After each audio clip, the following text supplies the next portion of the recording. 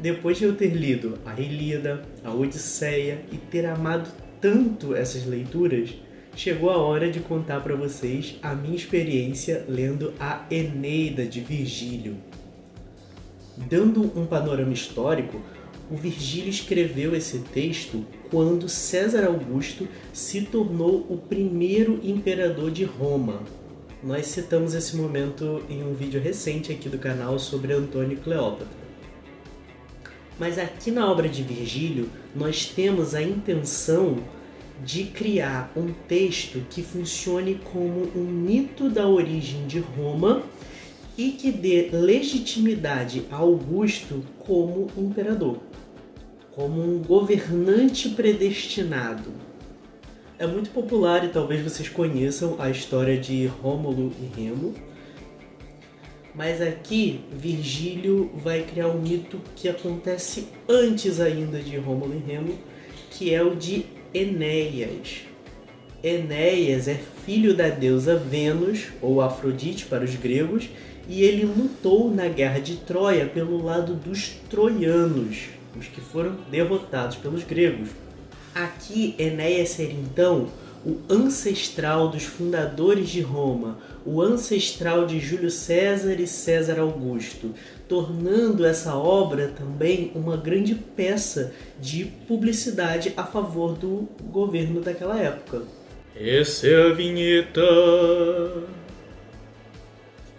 No início da Eneida, nós encontramos Enéas em meio ao mar, onde sua viagem está sendo prejudicada pela deusa Juno, que os gregos chamavam de Hera. A deusa Juno, como inimiga dos troianos, vai aqui tentar impedir que Enéas chegue aonde hoje é a Itália. Ela faz isso porque sabe que quando ele chegar lá, ele vai criar a nova Troia, que um dia virá a ser Roma. Já haviam então as profecias de que esse seria o destino de Enéas. E aqui ele vai passar por muitos males em sua viagem marítima. Muitos desses males têm inspiração na história da Odisseia. Ele vai visitar lugares onde Odisseu ou Ulisses também visitou. Em determinado momento ele vai até mesmo encontrar um companheiro que ficou para trás na viagem de Odisseu. Ele sai um pouco melhor nesses desafios do que Odisseu, porque aqui o inimigo dele não é Poseidon como era na Odisseia. A inimiga dele é a deusa Juno, é diferente.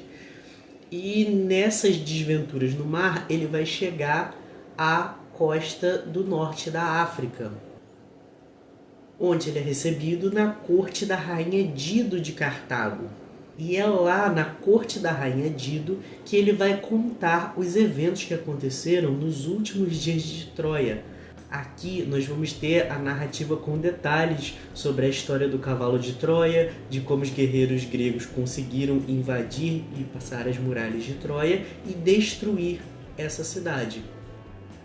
Enéas ele foi avisado por sua mãe, a deusa Vênus, que ele deveria deixar Troia antes de sua queda para que ele desse continuidade à Troia em um novo lugar. Enéas então vai deixar Troia, levando consigo muitos troianos. Ele vai levar consigo também o seu pai, o Anquises, que morre antes mesmo dele chegar à costa da África. Vai levar consigo também Ascânio, que é o seu filho, e ele não vai conseguir levar a sua esposa. Dido então é influenciada pelos deuses para que ela se apaixone por Enéas. E devido a essa paixão, ela não quer que Enéas deixe Cartago. Ela quer que ele continue lá. E se ele continuar lá, ele não vai fundar a cidade de Roma, ele não vai fundar a nova Troia. Quando ele finalmente segue seu destino e deixa Cartago, esse amor de Dido por ele vai se transformar em um grande ódio.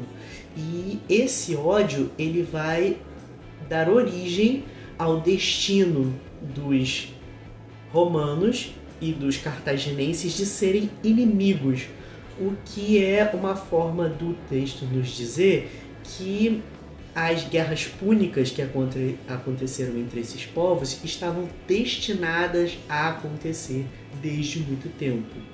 Um dos cantos mais memoráveis da Eneida é o canto 6, onde Enéas vai visitar o mundo dos mortos, assim como fez Odisseu lá na Odisseia.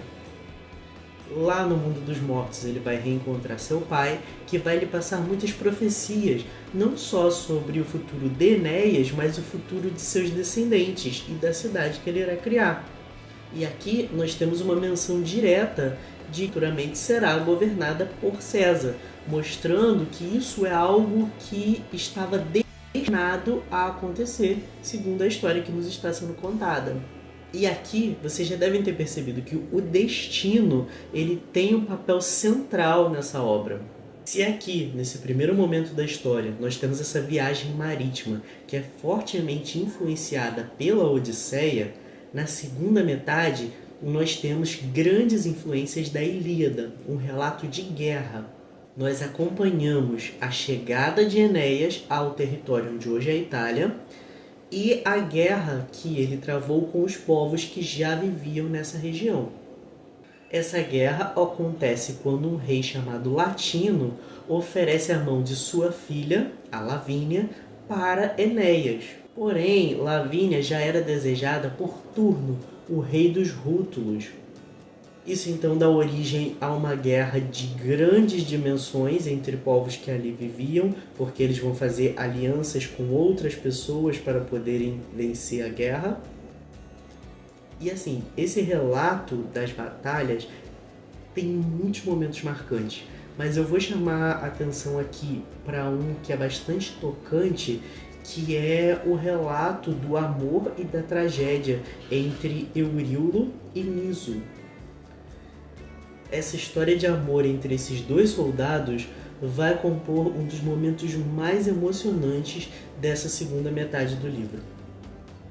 Essa guerra, então, vai culminar no que o destino já havia dito, que é a vitória de Enéas e de sua nova Troia sobre os povos que ali viviam.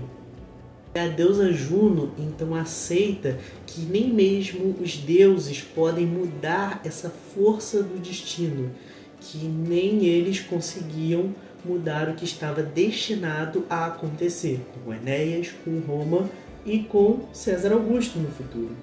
Como esse texto foi escrito em um momento em que Augusto se tornava imperador, ele transmite a mensagem de que aquilo que estava acontecendo era algo predestinado e que não adiantava você lutar contra isso, porque nem as forças dos humanos ou dos deuses podem lutar contra o destino, e nada vai impedir o destino de César Augusto de se tornar o imperador de Roma.